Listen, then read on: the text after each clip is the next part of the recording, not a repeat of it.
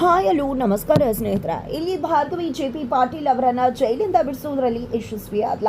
ಇತ್ತ ಕಡೆ ಮನೆಗೆ ಬರ್ತಿದ್ದಾಗೆ ಇಡೀ ಮನೆಯವರು ಭಾರ್ಗವಿಯ ವಿರುದ್ಧ ನಿಂತಿದ್ದಾರೆ. ಹಾಗಾದ್ರೆ ಏನಾಯ್ತು, ಏನ್ ಕಥೆ, ಎಲ್ಲವನ್ನ ಕೂಡ ತಿಳ್ಕೋಬೇಕು ಅಂದ್ರೆ ಈಗಲೇ ನಮ್ಮ ಈ ಚಾನಲ್ನ ಸಬ್ಸ್ಕ್ರೈಬ್ ಮಾಡಿ. ಹಾಗೆ ಈ ಒಂದು ವಿಡಿಯೋವನ್ನ ಪೂರ್ತಿಯಾಗಿ ನೋಡೋದನ್ನ ಯಾವುದೇ ಕಾರಣಕ್ಕೂ ಕೂಡ ಮರಿಬೇಡಿ.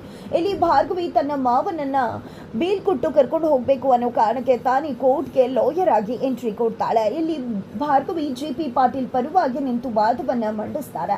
ಆದ್ರೆ ಆರ್ಕೆ ಅದಕ್ಕೆ ವಿರೋಧವನ್ನ ವ್ಯಕ್ತಪಡಿಸಿದ್ದಾರೆ. ಇಲ್ಲಿ ಜೆ.ಪಿ. ಪಾಟೀಲ್ ಅವರು ನಿಜಕ್ಕೂ ಕೂಡ ಅಪರಾಧಿ ಆಗಿದ್ದಾರೆ, ಆರೋಪವನ್ನ ಮಾಡಿದ್ದಾರೆ. ಇಲ್ಲಿ ಭಾರ್ಗವಿ ಅವರು ಹೇಳುವಾಗೆ ಜೆ.ಪಿ. ಪಾಟೀಲ್ ಖಂಡಿತ ಇನ್ನೋಸೆಂಟ್ ಅಲ್ಲ, ಆದ್ರೆ ಗಾಯತ್ರಿ ದೇವಿ ನಿಜಕ್ಕೂ ಕೂಡ ಇನ್ನೋಸೆಂಟ್ ಆಗಿದ್ದಾರೆ. ಯಾಕಂದ್ರೆ ಈ ಜೆ.ಪಿ. ಮಾಡ್ತಿರ್ತಕ್ಕಂಥ ಕೆಲಸ ಗಾಯತ್ರಿ ದೇವಿ ಅವರಿಗೆ ಗೊತ್ತಾಗಿದೆ ತಡ ಅವರ ಕಥೆಯನ್ನೇ ಮುಗಿಸ್ಬೇಕು ಅಂತ ಜೆ.ಪಿ. ಪಾಟೀಲ್ ಅನ್ಕೊಂಡು ಆಕ್ಸಿಡೆಂಟ್ ಅನ್ನ ಕೂಡ ಮಾಡಿದ್ರು. ಆದ್ರೆ ಅದರಲ್ಲಿ ಅವರು ಬದುಕುಳಿದು 25 ವರ್ಷಗಳ ಕಾಲ ಜೆ.ಪಿ. ಪಾಟೀಲ್ನಿಂದಾಗಿ ಹೆದರುಕೊಂಡು ದೂರ ಓಡ್ತಾ ಇದ್ರು. ಆದ್ರೆ ಈಗ ನ್ಯಾಯ ಕೇಳಬೇಕು ಅನ್ನೋ ಕಾರಣಕ್ಕೆ ಅವರು ಮರಳಿ ವಾಪಸ್ ಬಂದಿದ್ದಾರೆ. ಸಂತೃಪ್ತಿಯಾಗಿ ಜೆ.ಪಿ. ಪಾಟೀಲ್ ಅವರ ಮನೆಯಲ್ಲಿ ಉಳ್ಕೊಂಡಿದ್ದಾರೆ. ನಿಜಕ್ಕೂ ಜೆ.ಪಿ. ಪಾಟೀಲ್ ಅವರ ಹೆಂಡತಿ ಗಾಯತ್ರಿ ದೇವಿ ಯಾವುದೇ ರೀತಿ ತಪ್ಪು ಮಾಡಿಲ್ಲ, ಜೊತೆಗೆ ಆಕೆ ಗಂಗಾ ಕೂಡ ಅಲ್ಲ. ಜೆ.ಪಿ. ಪಾಟೀಲ್ ಅವರೇ ಎಲ್ಲವನ್ನ ಕೂಡ ಮಾಡಿರುವುದು. ನವಮಿ ಟ್ರಸ್ಟ್ಗೆ ಸಂಬಂಧಪಟ್ಟಂತ ಪ್ರತಿಯೊಂದು ಅಕೌಂಟ್ ಡೀಟೇಲ್ಸ್ ಇಲ್ಲಿದೆ, ತಗೊಳ್ಳಿ ಅಂತ ಹೇಳಿ ಸಾಕ್ಷಿಯನ್ನ ಕೊಡ್ತಿದ್ದಾರೆ. ಸಾಕ್ಷಿಯನ್ನ ಕೊಡೋದ್ರ ಮುಖಾಂತರನೇ ತಾನು ತನ್ನ ವಾದವನ್ನ ಮಾಡ್ತೀನಿ ಅಂತ ಭಾರ್ಗವಿಗೆ ಹೇಳ್ತಾರ. ಈ ಕಡೆ ಭಾರ್ಗವಿ ಅಪೋಸ್ ಮಾಡಿದಾಗ ಏನ್ ಸಾಕ್ಷಿ ಅಂತ ಕೇಳ್ತಿದ್ರಲ್ರಿ, ಸಾಕ್ಷಿ ಕೊಡ್ತಾ ಇದ್ದೀನಿ ನೋಡಿ ಅಂತ ಹೇಳಿ ಆರ್ಕೆ ಭಾರ್ಗವಿಯನ್ನ ಸೈಲೆಂಟ್ ಆಗಿ ಕೂರಿಸ್ಬಿಡ್ತಾರೆ. ಈ ಕಡೆ ಜೆ.ಪಿ. ಪಾಟೀಲ್ಗೆ ಏನ್ ಮಾಡಬೇಕು ಅಂತ ಗೊತ್ತಾಗ್ತಿಲ್ಲ. ಆ ಕಡೆ ಶಕ್ತಿ ಮತ್ತೆ ಗಾಯತ್ರಿ ದೇವಿ ಕೇಕೆ ಹಾಕ್ತಿದ್ದಾರೆ. ಇತ್ತ ಕಡೆ ಆರ್ಕೆ ಆ ಒಂದು ಅಕೌಂಟ್ ನಲ್ಲಿ ಇರ್ತಕ್ಕಂಥ ಪ್ರತಿ ಡೀಟೇಲ್ಸ್ ನ ಇನ್ಫಾರ್ಮೇಶನ್ಸ್ ಕೂಡ ನೀವು ಗಮನಿಸಿದ್ರೆ ಗೊತ್ತಾಗುತ್ತೆ. ಅದರ ಎಲ್ಲವೂ ಕೂಡ ಅಧಿಕಾರ ಜೆ.ಪಿ. ಪಾಟೀಲ್ ಕಡೆನೇ ಇತ್ತು. ನವಮಿ ಟ್ರಸ್ಟ್ಗೆ ಡೊನೇಷನ್ ರೂಪದಲ್ಲಿ ಬರ್ತಿದ್ದಂತಹ ದುಡ್ಡು ಮತ್ತೊಂದು ಜೆ.ಪಿ. ಅಕೌಂಟ್ಗೆ ಟ್ರಾನ್ಸ್ಫರ್ ಆಗ್ತಿತ್ತು. ಜೊತೆಗೆ ಪ್ರತಿಯೊಂದು ಹಣಕಾಸಿನ ವ್ಯವಹಾರ ಕೂಡ ಆಗ್ಬೇಕಾದ್ರೆ ಜೆ.ಪಿ. ಅವರ ಫಿಂಗರ್ನ ಸೈನೇ ಬೇಕಾಗಿತ್ತು ಅಂತ ಹೇಳಿ ಆರ್ಕೆ ವಾದವನ್ನ ಮಂಡಿಸ್ತಿದ್ದಾರೆ. ಜೊತೆಗೆ ಜೆ.ಪಿ. ಪಾಟೀಲ್ ಅವರು ನಿಜಕ್ಕೂ ಕೂಡ ಎಷ್ಟು ಮಟ್ಟಿಗೆ ಬುದ್ಧಿವಂತರು ಅಂದ್ರೆ ಇಂಥ ಒಂದು ದೊಡ್ಡ ಸ್ಥಾನದಲ್ಲಿ ಇಟ್ಕೊಂಡು ಬೆನ್ನ ಹಿಂದೆ ಎಂಥದ್ದೆಲ್ಲ ದೊಡ್ಡ ಡೀಲ್ಗಳನ್ನ ಮಾಡ್ತಿದ್ದಾರೆ. ನಿಜಕ್ಕೂ ಈ ರೀತಿಯಾಗೆಲ್ಲ ದುಡ್ಡನ್ನ ಸಂಪಾದನೆ ಮಾಡಬೇಕಾಗತ್ತಾ? ಇಂಥ ಒಂದು ಕ್ರಿಮಿನಲ್ ಲಾಯರ್ ಆಗಿದೆ, ಈ ರೀತಿ ಕ್ರಿಮಿನಲ್ ಕೆಲಸಗಳನ್ನ ಮಾಡ್ತಾ ಬಂದಿದ್ದಾರೆ ಅಂತ ಹೇಳಿ ಆರ್ಕೆ ಹೇಳ್ತಿದ್ದಾರೆ. ನಿಜಕ್ಕೂ ಏನ್ ಮಾಡಬೇಕು ಅಂತ ಗೊತ್ತಾಗ್ತಿಲ್ಲ ಭಾರ್ಗವಿಗೆ. ಆ ಒಂದು ಎಲ್ಲ ಸಾಕ್ಷಿಗಳು ಕೂಡ ಜೆ.ಪಿ. ಪಾಟೀಲ್ ವಿರುದ್ಧವಾಗಿ ನಿಂತಿದೆ. ಇಲ್ಲಿ ಆರ್ಕೆ ಕೊಟ್ಟಂತಹ ಎಲ್ಲ ಸಾಕ್ಷಿಗಳು ಕೂಡ ಗಾಯತ್ರಿ ದೇವಿ ಸೃಷ್ಟಿ ಮಾಡಿದಂತಹ ಸಾಕ್ಷಿಗಳೇ ಆಗಿದೆ. ಯಾಕಂದ್ರೆ ಅದನ್ನ ಫೇಕ್ ಅಂತ ಕೂಡ ಹೇಳಲಿಕ್ಕೆ ಆಗೋದಿಲ್ಲ. ಯಾಕಂದ್ರೆ ಜೆ.ಪಿ. ಪಾಟೀಲ್ ಅವರು ಅಂದು ನವಮಿ ಟ್ರಸ್ಟ್ಗೆ ಸಂಬಂಧಪಟ್ಟಂಗೆ ಪ್ರತಿಯೊಂದು ಅಕೌಂಟ್ ನ ಹೋಲ್ಡರ್ ಆಗಿದ್ರು. ಅವರ ಮುಖಾಂತರವೇ ಎಲ್ಲವೂ ಕೂಡ ನಡೀತಾ ಇತ್ತು. ಜೆ.ಪಿಗೆ ಕೂಡ ಅದು ಗೊತ್ತಿತ್ತು. ಬಟ್ ಅಲ್ಲಿ ಏನಾಗ್ತಿದೆ ಅನ್ನೋದು ಜೆ.ಪಿಗೆ ಗೊತ್ತಿರಲಿಲ್ಲ. ಜಸ್ಟ್ ಮೇಲ್ನೋಟಕ್ಕಷ್ಟೇ ಆ ಒಂದು ಟ್ರಸ್ಟ್ ನ ಹೆಡ್ ಆಗಿದ್ರು ಜೆ.ಪಿ. ಅವರು. ಹಾಗಾಗಿ ಇಲ್ಲಿ ಜೆ.ಪಿ. ಪಾಟೀಲ್ಗೆ ಅದ್ರ ಒಳಗಡೆ ನಡೆದಿರೋ ಯಾವುದೇ ಸತ್ಯಗಳು ಕೂಡ ಗೊತ್ತಿಲ್ಲ. ಆದ್ರೆ ಮೇಲ್ನೋಟಕ್ಕೆ ಎಲ್ಲವನ್ನ ಕೂಡ ಜೆ.ಪಿ. ಪಾಟೀಲ್ ಮಾಡ್ದಾಗಿದೆ. ಹಾಗಾಗಿ ಭಾರ್ಗವಿ ಕೂಡ ಏನೂ ಮಾಡೋಕ್ಕಾಗದೆ ಕೈಕುಂಟು ಕೂರು ಪರಿಸ್ಥಿತಿ ಬಂದದ. ಇತ್ತ ಕಡೆ ಆರ್ಕೆ ಅವರು ಎಲ್ಲ ಸಾಕ್ಷಿಗಳನ್ನ ಜಡ್ಜ್ಗೆ ಪ್ರಸ್ತುತಪಡಿಸೋದ್ರ ಮುಖಾಂತರ ಇನ್ ಡೀಟೇಲ್ಡ್ ಆಗಿ ಜೆ.ಪಿ. ಪಾಟೀಲೇ ತಪ್ಪು ಮಾಡಿರೋದು, ಜೆ.ಪಿನೇ ಎಷ್ಟು ಜನರ ಜೀವಗಳಿಗೆ ತೊಂದರೆ ಕೊಟ್ಟು ತಮ್ಮ ದುಡ್ಡಿನ ಆದಾಯಕ್ಕೋಸ್ಕರ ಎಷ್ಟು ಜನಗಳ ಬದುಕಲ್ಲಿ ಆಟ ಆಡಿದ್ದಾರೆ, ಕೋಟಿ ಸಂಪಾದನೆ ಮಾಡಿದ್ದಾರೆ, ಎಲ್ಲಿಟ್ಟಿದ್ದಾರೆ ಅದನ್ನೆಲ್ಲ ಯಾಕ್ರಿ ಬೇಕಿತ್ತು ಈ ರೀತಿಯಾಗೆಲ್ಲ ದುಡ್ಡು ಮಾಡುವುದು? ನಿಮ್ಗೆ ಎಂತ ಒಂದು ಪ್ರತಿಷ್ಠೆ ಕೆಲಸದಲ್ಲಿ ಇದ್ಕೊಂಡು ಏನೆಲ್ಲ ಮಾಡಿದಿರ? ನಿಜಕ್ಕೂ ಕೂಡ ಇದನ್ನೇ ಅಲ್ವಾ ಹೇಳುವುದು, ತಮ್ಮ ಅಧಿಕಾರಿಗಳನ್ನ ದುರುಪಯೋಗ ಪಡಿಸ್ಕೋತಾರೆ ಅಂತ. ಹಾಗೆ ಅಲ್ವಾ ನೀವು ಕೂಡ ಮಾಡಿದ್ದು ಅಂತ ಆರ್ಕೆ ಹೇಳ್ತಿದ್ದಾರೆ.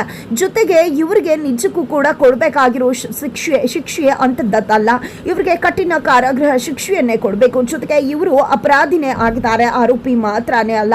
ಹಾಗಾಗಿ ಇವರಿಗೆ ಬೇಲ್ ಕೂಡ ಸ್ಯಾಂಕ್ಷನ್ ಆಗಬಾರ್ದು ಅಂತ ಹೇಳಿ ಆರ್ಕೆ ಹೇಳ್ತಿದ್ದಾರೆ. ಇತ್ತ ಕಡೆ ಭಾರ್ಗವಿ ಏನೂ ಮಾಡೋಕ್ಕಾಗದೆ ಸೈಲೆಂಟ್ ಆಗಿ ಕೂತ್ಕೋಬೇಕಾಗಿದೆ. ಈ ಕಡೆ ಜೆ.ಪಿ. ತನ್ನ ಸುಸಿಯನ್ನೇ ನೋಡ್ತಿದ್ದಾರೆ. ಇತ್ತ ಕಡೆ ಅರ್ಜುನ್ ತನ್ನ ಹೆಂಡತಿ ಭಾರ್ಗವಿ ಖಂಡಿತವಾಗ್ಲೂ ಕೂಡ ತನ್ನ ತಂದೆಯನ್ನ ಬಿಡಿಸ್ಕೊಂಡು ಬಂದೇ ಬರ್ತಾರೆ. ಭಾರ್ಗವಿ ಮಾತ್ರ ನನ್ನ ತಂದೆಯನ್ನ ಬಿಡಿಸೋದಕ್ಕೆ ಸಾಧ್ಯ ಅಂತ ಹೇಳಿ ತುಂಬಾನೇ ಹೋಪ್ಸ್ ಇಟ್ಕೊಂಡಿದ್ದಾರೆ. ಈ ಕಡೆ ಅರ್ಜುನ್ ಡಿಸ್ಚಾರ್ಜ್ ಆಗ್ತದೆ. ಡಿಸ್ಚಾರ್ಜ್ ಆಗಬೇಕಾದ್ರೆ ಯಾವುದೇ ರೀತಿಯ ಅಕೌಂಟ್ಸ್ ಕೂಡ ವರ್ಕ್ ಆಗ್ತಿಲ್ಲ, ಬಿಕಾಸ್ ಎಲ್ಲವೂ ಕೂಡ ಫ್ರೀಸ್ ಆಗಿದೆ. ಯಾಕಂದ್ರೆ ಆರ್ಕೆ ಕೋರ್ಟ್ ಅಲ್ಲಿ ವಾದ ಮಾಡಬೇಕಾದ್ರೆ ಜೆ.ಪಿ. ಪಾಟೀಲ್ ಅವರ ಎಲ್ಲ ಅಕೌಂಟ್ಸ್ ಅನ್ನ ಕೂಡ ಫ್ರೀಸ್ ಮಾಡಬೇಕು, ಅವರ ಫ್ಯಾಮಿಲಿ ಅಕೌಂಟ್ಸ್ ಅನ್ನ ಕೂಡ ಫ್ರೀಸ್ ಮಾಡಬೇಕು. ಯಾಕಂದ್ರೆ ಅವ್ರದ್ದು ಜಾಯಿಂಟ್ ಫ್ಯಾಮಿಲಿ, ಹಾಗಾಗಿ ಎಲ್ಲ ಅಕೌಂಟ್ಸ್ ಅನ್ನ ಕೂಡ ಕೂಡ ಚೆಕ್ ಮಾಡಬೇಕಾಗತ್ತೆ. ಹಾಗಾಗಿ ಎಲ್ಲವನ್ನ ಕೂಡ ಫ್ರೀಸ್ ಮಾಡಿ ಅಂತ ಹೇಳಿ ಜಡ್ಜ್ ಮುಂದೆ ರಿಕ್ವೆಸ್ಟ್ ಮಾಡ್ಕೊಂಡಿರ್ತಾರೆ. ಜಡ್ಜ್ ಕೂಡ ಅದನ್ನು ಮನಸ್ಸದ್ದೆ ಎಲ್ಲರ ಅಕೌಂಟ್ ಫ್ರೀಸ್ ಆಗಬೇಕು, ಇನ್ನು 2 ದಿನದ ನಂತರ ಹಿಯರಿಂಗ್ ಡೇಟ್ ಇರುತ್ತೆ ಅಂತ ಹೇಳಿ ಜಡ್ಜ್ ಹೇಳಿರ್ತಾರೆ. ಫೈನಲಿ ಇಲ್ಲಿ JPಗೆ ಬೇಲ್ ಆಗೋದಿಲ್ಲ. ಫೈನಲಿ ಭಾರ್ಗವಿ RK ಮುಂದೆ ಮೊದಲ ಹೆಜ್ಜೆಯಲ್ಲಿ ಸೋಲನ್ನು ಅನುಭವಿಸಬೇಕಾಗುತ್ತೆ. ಇತ್ತ ಕಡೆ ಆಗ ಹಾಸ್ಪಿಟಲ್ನಲ್ಲಿ ಯಾವುದೇ ರೀತಿಯ ಒಂದು ದುಡ್ಡನ್ನು ಪೇ ಮಾಡೋಕ್ಕಾಗ್ತಿಲ್ಲ. ಯಾಕೆ ಏನು ಅನ್ಕೋತಿದ್ದಾಗೆ ಶ್ರೀಮಂತಪ್ಪ ಬಂದು ಕೋರ್ಟ್ನಲ್ಲಿ ಎಲ್ಲರ ಅಕೌಂಟನ್ನು ಫ್ರೀಸ್ ಮಾಡಿದ್ದಾರೆ. ಈ ಒಂದು ಕೇಸ್ ಮುಗಿಯೋ ತನಕ ಯಾರು ಕೂಡ ತಮ್ಮ ಅಕೌಂಟನ್ನು ಯೂಸ್ ಮಾಡಬಾರ್ದಂತೆ ಅಂತ ಹೇಳಿದಾಗ ಈ ಕಡೆ ಬೇಡ, ಅದಕ್ಕೆ ನಾವು ಅಕೌಂಟ್ ಯೂಸ್ ಮಾಡಿ ಮತ್ತೊಂದು ಪ್ರಾಬ್ಲಮ್ ಆಗೋದು ಬೇಡ, ಏನಾದರೂ ಮಾಡೋಣ ಅಂತ ಅನ್ಕೋತಿದ್ದಾರೆ. ಇತ್ತ ಕಡೆ ಭಾರ್ಗವಿಯಿಂದನೇ ಇಷ್ಟೆಲ್ಲ ಆಗಿದ್ದು. ಇಲ್ಲಿವರೆಗೂ ಏನೂ ಈ ರೀತಿ ಪ್ರಾಬ್ಲಮ್ಮೇ ಆಗಿರಲಿಲ್ಲ. ನಾನು ಅರ್ಜುನ್ ಹೇಳಿದೆ ನಿನಗೆ, ಆದರೆ ನೀನೇ ಮಾತು ಕೇಳಲಿಲ್ಲ. ನೋಡಿದ್ಯಾ ಭಾರ್ಗವಿ ಹೋಗಿದ್ರಿಂದ ಏನೆಲ್ಲ ಆಗಿದೆ ಅಂತ ಹೇಳಿ ನಿರ್ಮಲ್ ಅವರು ಹೇಳಿದಾಗ, ಅಯ್ಯೋ ಏನು ಮಾತಾಡ್ತಿದ್ರ ಮಾಮ್ ನೀವು, ಅದಕ್ಕೂ ಇದಕ್ಕೂ ಏನೂ ಸಂಬಂಧ ಇಲ್ಲ. ಜೊತೆಗೆ ನಿಜ ಹೇಳಬೇಕು ಅಂದ್ರೆ ಇಲ್ಲಿ ಅಪ್ಪನ ಬಿಡುಗಡೆ ಮಾಡಬೇಕಾಗಿದೆ. ಬೇಲ ಆಗಬೇಕು ಅಂದರೆ ದುಡ್ಡು ಕೊಡಬೇಕು, ದುಡ್ಡು ಕೊಡೋದಕ್ಕೆ ದುಡ್ಡೇ ಇಲ್ಲ ಅಂದರೆ ನಾವು ಹೀಗೆ ಬೆಲೆ ಅರೇಂಜ್ ಮಾಡೋದು ಅಂತ ಹೇಳಿ ಅರ್ಜುನ್ ಯೋಚನೆ ಮಾಡ್ತಿದ್ದಾರೆ. ಇತ್ತ ಕಡೆ ನಿರ್ಮಲಾ ಪಾಟೀಲ್ ಕೂಡ ಹೌದಲ್ವಾ, ಬೇಲ್ ತಗೋಬೇಕು ಅಂದರೆ ದುಡ್ಡನ್ನು ನಾವು ಪೇ ಮಾಡಬೇಕಾಗುತ್ತೆ, ಏನಪ್ಪ ಮಾಡೋದು, ಸರಿ ಆಯಿತು ಈಗ ದುಡ್ಡು ಕೊಡಬೇಕಲ್ಲ ಇಲ್ಲಿ ಹಾಸ್ಪಿಟಲ್ಗೆ, ಏನು ಮಾಡೋದು ಅಂತ ಯೋಚನೆ ಮಾಡ್ತಿದ್ದಾಗೇ ಜಗನು ಹೋಗಿದೆ, ನೋಡಿ ನಮ್ಮ ಹತ್ರ ಈಗ ದುಡ್ಡಿಲ್ಲ, ಅಕೌಂಟ್ ಫ್ರೀಸ್ ಆಗಿದೆ, ಹಾಗಾಗಿ ಸಂಜೆ ಬಂದು ನಾವು ನಿಮಗೆ ದುಡ್ಡು ಕೊಡ್ತೀವಿ, ಅಲ್ಲಿವರೆಗೂ ನನ್ನ ಗೋಲ್ಡ್ ಚೈನನ್ನು ಅಡವಿಟ್ಕೊಳ್ಳಿ ಅಂತ ಹೇಳ್ತಾರೆ. ಒಮ್ಮೆ ನಾನು ಓನರ್ ಕೇಳ್ಕೊಂಡು ಬರ್ತೀನಿ ಮ್ಯಾನೇಜರ್ನ ಅಂತ ಹೇಳಿ ಹೋಗಿ ಕೇಳ್ಕೊಂಡು ಬಂದು ಸರಿ ಆಯಿತು ಕೊಡಿ ಸರ್ ಅಂತ ಹೇಳ್ತಾರೆ. ನಂತರ ಇಲ್ಲಿ ಜಗನ್ ಅವರು ತಮ್ಮ ಚಿನ್ನದ ಚೈನನ್ನು ಬಿಚ್ಕೊಡ್ತಾರೆ. ನಂತರ ಅಲ್ಲಿಂದ ಡಿಸ್ಚಾರ್ಜ್ ಮಾಡ್ಕೊಂಡು ಹೋಗ್ತಾ ಇದ್ದಾರೆ. ಅದರ ನಡುವೆಯಲ್ಲಿ ಅರ್ಜುನ್ ಮತ್ತು ನಿರ್ಮಲ್ ಅವರು ಏನಿದು ನೀನು ಈ ರೀತಿಯಾಗಿ ಪಾಪ ಸಾಕ್ಷಿ ಪ್ರೀತಿಯಿಂದ ಕೊಟ್ಟಿದ್ದ ಚೈನನ್ನು ಅಡವಿಟ್ಬಿಟ್ಟಿಯಲ್ಲ ಅಂತ ಹೇಳಿದಾಗ ಏನು ಮಾಡೋಕ್ಕಾಗತ್ತೆ, ಸಮಯ ಪರಿಸ್ಥಿತಿ ಆ ರೀತಿ ಇದೆ ಅಲ್ವಾ, ಮನೆ ಮರ್ಯಾದೆ ಕಳ್ಕೊಳ್ಳೋಕ್ಕಾಗತ್ತಾ. ಅರ್ಜುನ್ ಮತ್ತು ನನ್ನ ಅಣ್ಣ JPಗೋಸ್ಕರ ನಾನು ಏನು ಬೇಕಿದ್ರು ಮಾಡ್ತೀನಿ, ಅಂಥದ್ರಲ್ಲಿ ಚೈನ್ ಏನು ಹೆಚ್ಚಲ್ಲ.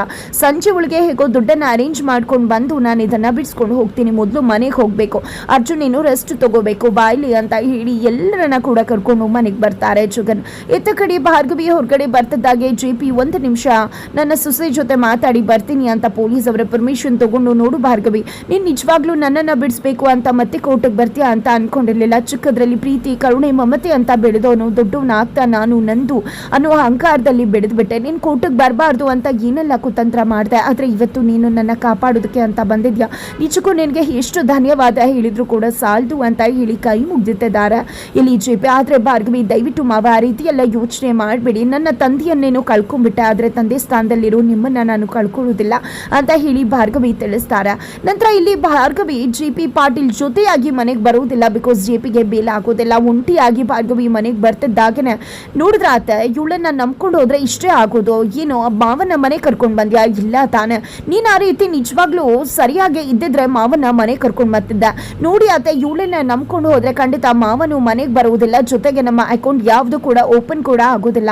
ಇವಳನ್ನ ಮೊದಲು ಈ ಕೇಸಿಂದ ವಾಪಸ್ ತಗೊಳ್ಳೋ ಹಾಗೆ ಮಾಡಿ ಅಂತ ನಿರ್ಮಲ್ ಅವ್ರಿಗೆ ಹೇಳ್ತಿದ್ದಾರೆ ಬೃಂದ. ಖಂಡಿತ ಇನ್ನು ಮುಂದೆ ನೀನು ಯಾವುದೇ ಕಾರಣಕ್ಕೂ ನನ್ನ ಗಂಡನ ಕೇಸನ್ನು ತಗೋಬಾರ್ದು ಭಾರ್ಗವಿ, ನನ್ನ ಗಂಡನ ಜೂನಿಯರ್ಸು ಅವ್ರ ಫ್ರೆಂಡ್ಸು ಯಾರು ಇದ್ದಾರೆ ಅವರೇ ಈ ಕೇಸನ್ನು ನಡೆಸ್ತಾರೆ ಅಂತ ಹೇಳಿ ನಿರ್ಮಲಾ ಪಾಟೀಲ್ ಅವರು ಹೇಳ್ತಿದ್ದಾರೆ.